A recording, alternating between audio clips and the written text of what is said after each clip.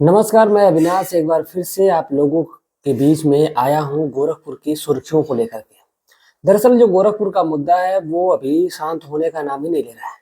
कभी किसी का स्टेटमेंट आ रहा है तो कभी किसी का स्टेटमेंट आ रहा है, और लेकिन जिसका हमें बेसब्री से इंतजार है अभी तक उसका स्टेटमेंट आ ही नहीं रहा है। दरअसल एक परिवार जो कि पीड़ित है और जो न्याय के लिए ये बस गुहार लगा रहा है कि जो अपराधी हैं उनको बस फांसी की सजा होनी चाहिए। लेकिन वहीं पर कई सारी चीजें निकल करके सामने आई है जो कि आपको बताना बेहद जरूरी था, और इसीलिए हमने ये जो वीडियो तैयार करी है वो बिल्कुल सुबह सुबह करी है। दरअसल जो बेंगलुरु से जो पेंटर है उसके खुलासे हुए हैं, और दूसरी बात ब्रह्मभोज है, और तीसरी बात ये है कि घर छोड़कर खुशबू ने घर छोड़ दिया है, और दूसरी बात ये है कि जो मुंबई और जो बेंगलुरु का जो लड़का है दोनों, क्या उन लोगों दोनों लोगों को पुलिस ने हिरासत में लिया है। और तीसरी बात यह है कि जो कोटेदार की बीवी है उसने बहुत बड़े खुलासे भी किए हैं। और चौथी बात यह है कि इसमें कई नाम ऐसे सामने आए हैं निकल करके जो कि खुशबू की तरफ से हैं। ये विनोद, सुनील, प्रताप, भास्कर, ये 4 नाम लगभग सामने आए हैं। और एक बात जरूरी ये है कि जो कोटेदार के भाई है जिनका नाम सुरेंद्र प्रसाद है, और जो उनके पिता सरयू हैं, वो सभी लोग मौका वारदात यानी कि अपने घर से फरार चल रहे हैं। उनको पुलिस ढूंढ रही है लेकिन अभी तक भी वो लोग छुपे हुए हैं। ये सारी चीजें हैं और इन सारे मुद्दों पे हम बात करेंगे अभी। और चलिए एक एक करके एक चीज बात को क्लियर कर लेते हैं। जैसा कि एक खबर आई थी कि खुशबू घर छोड़ करके फरार हो चुकी है, लेकिन ऐसा बिल्कुल नहीं है। खुशबू अपने दीदी के मौसी के घर पे ही पड़ी हुई है, यानी कि अपने दीदी यानी उसकी मौसी उसी के घर पे पड़ी हुई है और वहीं पर है, क्योंकि वो अपने घर में नहीं रह सकती, क्योंकि एक घर जिसमें कत्ल हुआ है और इसी वजह से वो लड़की अपने घर में नहीं रह रही है। लोग जो पॉलिटिशियन आए हैं वहां पे बस आश्वासन दिए, और आश्वासन देने के बाद सभी लोग वहां से चले गए हैं। लड़की को अभी कोई भी जो जरूरत की चीजें हैं और ना ही उसको कोई भी इंसाफ मिला है, कुछ भी नहीं मिला है। रही बात बेंगलुरु अपेंटर के खुलासे की, तो जो बेंगलुरु से जो लड़का है उसको पुलिस ने हिरासत में ले लिया है, और हिरासत में लेने के बाद उससे पूछताछ चल रही है। लेकिन यही नहीं मामला थमता है। जो अफवाह निकल रही है कि खुशबू जो है वो घर छोड़ दी है, लेकिन ऐसा बिल्कुल नहीं है। खुशबू घर नहीं छोड़ी है, बल्कि वो अपने घर ही के गांव के ही एक घर में, यानी कि अपने बड़े पापा के घर पे एक तरह से है। दूसरी बात यह है कि मुंबई और बेंगलुरु के लोगों ने बताया कि लोगों के द्वारा बताया गया कि वहां से पुलिस ने उनको उठाया है, जैसा कि और भी लोगों का मानना था। लेकिन उसमें सबसे अहम बात यह थी कि जो खुशबू है, खुशबू बस बेंगलुरु वाले लड़के को पहचान रही है, और जो मुंबई वाला लड़का है उससे उसकी बातचीत होती थी। तो सवाल यहाँ पे यही खड़ा होता है कि क्या मुंबई वाला जो लड़का है वो देवरिया का रहने वाला है। हालांकि इस दौरान जो और भी खुलासे हुए हैं, वो जो पूनम है, पूनम की बातचीत होती थी मुंबई और बेंगलुरु दोनों वाले लड़कों से। दोनों वाले लड़कों से वो लगातार बातचीत कर रही थी। लेकिन बस जो खुशबू है वो बेंगलुरु वाले लड़के को पहचान रही थी। लेकिन इसी दौरान जो मुंबई का जो लड़का है, जब उस रात कत्ल होता है तो फिर उसको उसी रात पहले फोन करती है खुशबू। और यही नहीं बल्कि खुशबू गांव के भी लोगों को फोन करती है, ऐसा उसके द्वारा एक बयान दिया गया है।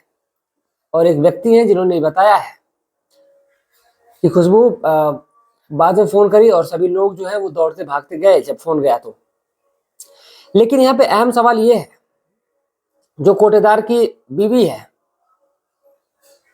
उसके भी कुछ खुलासे हुए हैं।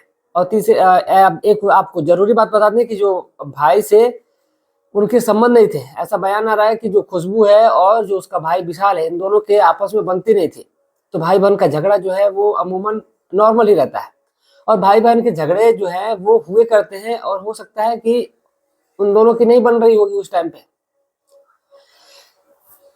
तो ये कोई बड़ा इशू नहीं है। लेकिन जो कोटेदार की बीवी का बयान आया है, जो खुलासे उसने किए हैं, और आपको मैं बताऊंगा कि जो खुशबू के एक घर के एक तरह से कह लें सदस्य है, उन्होंने एक बहुत ही बड़ी बात कही है जिसको हम आपको अभी बताएंगे। फिलहाल पहले कोटेदार की जो बीवी ने खुलासे किए हैं, पहले हम उसको आपको बताते हैं। कोटेदार की बीवी का ये कहना है कि जो लड़की है यानी कि जो खुशबू है उसी का हाथ है, और जो लड़की है वह अपनी माँ को मारी है और जब उससे पूछा जाता है कि क्या आपको ये लगता है कि उसको मारा गया, खुशबू ने अपनी माँ को मारा अगर है, तो फिर आखिर वो अपनी छोटी बहन को क्यों मारेगी।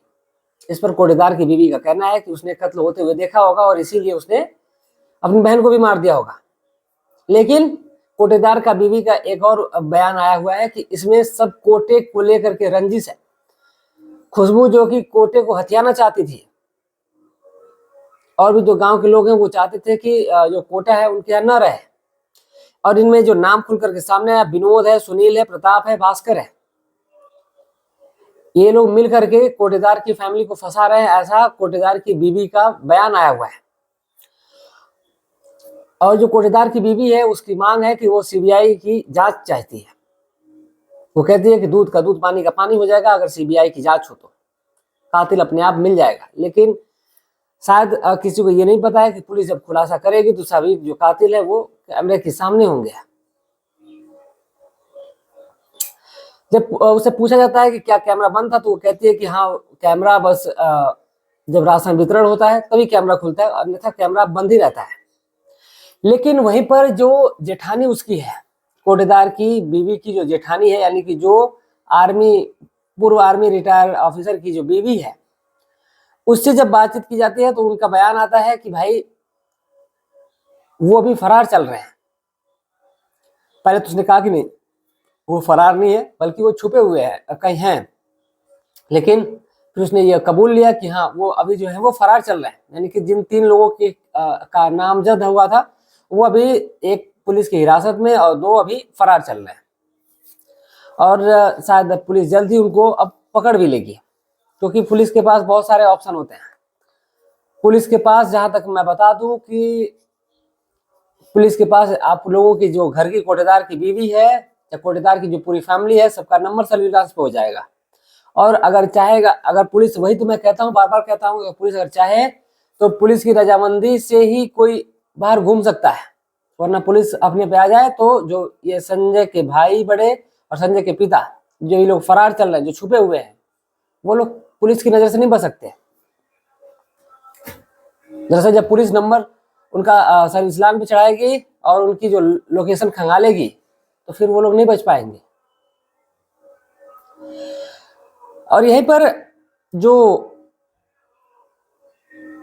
आर्मी ऑफिसर यानी जो सुरेंद्र प्रसाद है, जिसका नाम सुरेंद्र है, तो आखिर उसको छुपने की क्या जरूरत थी, समझ में ये नहीं आया। आखिर वो क्यों घर से फरार चल रहा है, उसका पिता फरार क्यों चल रहा है। जो जिसका नाम असली आया हुआ है, जो असली गुनहगार है, वो तो जेल की सलाखों के पीछे चला गया है। अब एक तरह से कह लीजिए, जो कोटेदार की पति है, कोटेदार जो है संजय, अगर खुशबू की माने तो खुशबू के हिसाब से जो संजय है वही असली कातिल है, तो वो तो जेल की सलाखों के पीछे है। तो आखिर फिर ये सुरेंद्र यानी कि जो संजय का बड़ा भाई है और संजय का पिता, दोनों वो क्यों फरार चल रहे हैं। वहीं पर संजय की जो माँ है, उनका ये कहना है कि संजय ने कुछ नहीं किया है, तो एक फैमिली को बचाने के लिए सभी लोग बोल सकते हैं, तो हम इस पर भी एग्री नहीं करते। लेकिन दूसरी बात यह है कि जो संजय की माँ है उसका ये खुलासा किया है कि संजय ने कुछ नहीं किया है। जो पहले आते हैं वो लोग और फिर पूछते हैं कि संजय की माँ से कि संजय कहाँ है, तो वो कहती है कि संजय अपने कमरे में सो रहा है। लेकिन बात क्या है, लेकिन जो पुलिस है वो कहते हैं कि जो भी बातें होंगी थाने में होंगी। और पुलिस वाले धड़ल्ले से घर पे पहुंचते हैं और वहां पर संजय को उठाया जाता है, और उठा करके पुलिस उसको लेकर के थाने चली जाती है। और जो संजय की माँ है वो पूछती रह जाती है, लेकिन कोई भी बयान नहीं आता है पुलिस की तरफ से। उधर लगभग 1 घंटे का जब समय ऊपर गुजर जाता है तो फिर थाने से फोन जाता है कि जो पूनम है उसका कत्ल हो चुका है, और इसीलिए जो संजय है उसको गिरफ्तार किया गया है, क्योंकि संजय का संबंध है उससे। वहीं पर खुशबू की तरफ से एक व्यक्ति है जिनकी तरफ से ये खुलासा किया गया था कि जो संजय है वो खुशबू के घर पे आता जाता था और उसका पूनम से संबंध था। और जब कोई पूरे गांव का कोई व्यक्ति नहीं बोलता था इस मैटर पे, और कई बार अगर कुछ लोगों ने जब विरोध जताया भी था, तो पूनम ने ये कह दिया था कि मेरा खर्चा कौन उठाएगा, मुझे कौन देखेगा, इसलिए कोई गांव का सदस्य बोलता ही नहीं था। कोई भी व्यक्ति कुछ बोलने के लिए तैयार नहीं था और ना ही उसको कोई रोकता था। वो आता था कभी 1 घंटे, कभी 2 घंटे, कभी 4 घंटे, कभी 10 मिनट, कभी 20 मिनट ही रहता था और रहने के बाद चला जाता था, लेकिन कोई उसको रोकता टोकता नहीं था। और जब पूछा जाता है कि क्या इस समय पे, यानी कि लगभग 3 महीने से जो संजय कोटेदार है उसका पूनम के घर पे आना जाना बंद था। और जब उस टाइम पे वो कहीं सैटरिंग का काम हो रहा था, वहीं पे करवा रहा था, कहीं उसका सैटरिंग का काम चल रहा था, वहीं पे था वो। तो ये तमाम बातें हैं। और जो अभी भी जो कातिल हैं वो खुले में घूम रहे हैं, जैसा कि खुशबू का कहना है। तो बिल्कुल, अगर कातिल असली है तो वो खुले में घूम रहे हैं। तो देखिए, जल्द ही पुलिस खुलासा करेगी। और जैसा कि बार बार स्टेटमेंट आ रहा था कि खुशबू फरार हो चुकी है घर से, तो ऐसा बिल्कुल नहीं है। खुशबू अभी भी वहीं पर मौजूद है। और कोई भी, खुशबू क्या, उस गांव का कोई भी सदस्य वहां से बाहर नहीं जा सकता, क्योंकि पुलिस की नजर में है वो। अगर किसी को, अगर वो जाना भी है तो पुलिस को इन्फॉर्म करेगा कि हाँ वो शहर से बाहर जा रहा है, किस काम से जा रहा है, कब तक वापस आएगा। उसकी तमाम आईडी सारी जमा होगी, तमाम बातें हैं जो क्लियर होंगी, उसके बाद ही सदस्य गांव का बाहर जाएगा, अन्यथा वैसे नहीं जाएगा। तो तमाम बातें हैं। जल्द ही मिलते हैं हम आपसे गोरखपुर के चौरी चौरा चकदहा गांव में, और वहां पर होगी इस विषय पर चर्चा। तो तब तक हमें इजाजत दीजिए, तब तक के लिए जय हिंद, जय भारत।